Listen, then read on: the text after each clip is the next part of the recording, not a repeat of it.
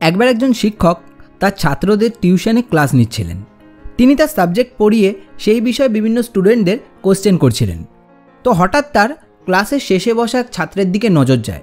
তিনি দেখেন তার সেই ছাত্র হতাশা আর মন খারাপ নিয়ে চুপচাপ বসে আছে।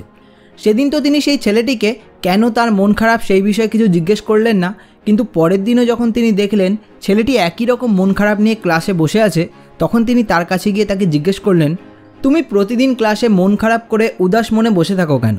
না তো তুমি কোনো প্রশ্ন করো, না কোনো প্রশ্নের উত্তর দাও, আর না তো তোমার বন্ধুদের সাথে গল্প করো। তোমার এরকম মন খারাপের কারণ কি?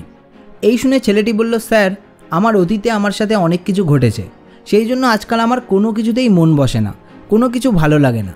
আমি যাই করি না কেন অন্যদের মতো আনন্দের সঙ্গে থাকতে পারি না। আমি কিছুতেই নিজের অতীত থেকে বেরোতে পারি না। সেই টিচার তার ছাত্রের কথা মন দিয়ে শুনলেন। তারপর তার ছাত্রের জন্য তিনি এক গ্লাস ঠান্ডা শরবত বানিয়ে নিয়ে এলেন। বানিয়ে নিয়ে এসে তিনি সেই ছাত্রকে সেটা খেতে দিলেন।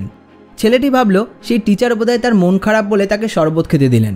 তো সে গ্লাসটা নিয়ে শরবতে একটা চুমুক দিল, আর চুমুক দিতেই সে বুঝতে পারল যে শরবতে নুন অনেক বেশি হয়ে গেছে।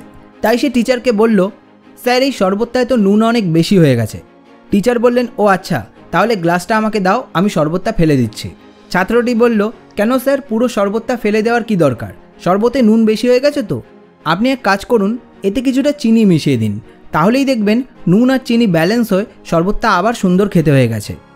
টিচার তখন ছেলেটির দিকে তাকিয়ে হেসে বললেন, এটাই তো আমি তোমাকে বোঝাতে চাইছি। যেমন এই শরবতে কিছুক্ষণ আগে মানে অতীতে নুন বেশি হয়ে যাওয়ার কারণে শরবতটা বাজে লাগছিল, কিন্তু তা সত্ত্বেও এই শরবতটা আমরা ফেলে দিচ্ছি না, এতে কিছুটা চিনি মিশিয়ে আবার এটাকে আগের মতোই সুন্দর করে তুলছি। ঠিক তেমনই আমাদের জীবনে অতীতে ঘটা কিছু ঘটনার জন্য দুঃখ আসে, হতাশা আসে, এগুলো আসা স্বাভাবিক, কিন্তু এগুলোকে ধরে থেকে আমাদের বর্তমান জীবনটাকে নষ্ট করা একদমই উচিত নয়।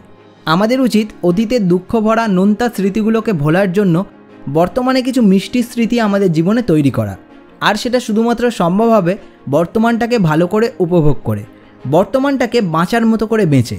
বর্তমানে আমরা যত খুশির মুহূর্ত আমাদের নিজের মনকে দেব, আমাদের মন ততই অতীতের দুঃখের মুহূর্তগুলোকে ভুলতে শুরু করবে, আর আমাদের জীবন আবার আগের মতো সুন্দর আর এনার্জেটিক হয়ে উঠবে। দেখো, পাস্টে যা হয়ে গেছে সেটা হয়ে গেছে, সেটার জন্য নিজের প্রেজেন্ট মুভমেন্টগুলোকে নষ্ট করো না। না হলে ফিউচারে গিয়ে আজকের এই প্রেজেন্ট মুভমেন্টগুলো যখন তোমার পাস্ট হয়ে যাবে, তখন এগুলোও সেই নোনতাই থেকে যাবে, আর এই নেভার এন্ডিং সাইকেলটা চলতেই থাকবে।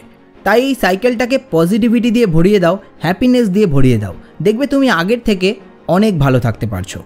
তো বন্ধুরা, গল্পটা আপনাদের যদি ভালো লেগে থাকে তাহলে একটা লাইক ও কমেন্ট করবেন, আর এরকম ভিডিও আরও দেখার জন্য এই চ্যানেলকে সাবস্ক্রাইব করে সাথে থাকবেন। আপনাদের সঙ্গে দেখা হচ্ছে খুব তাড়াতাড়ি আরও একটা নতুন ভিডিওতে।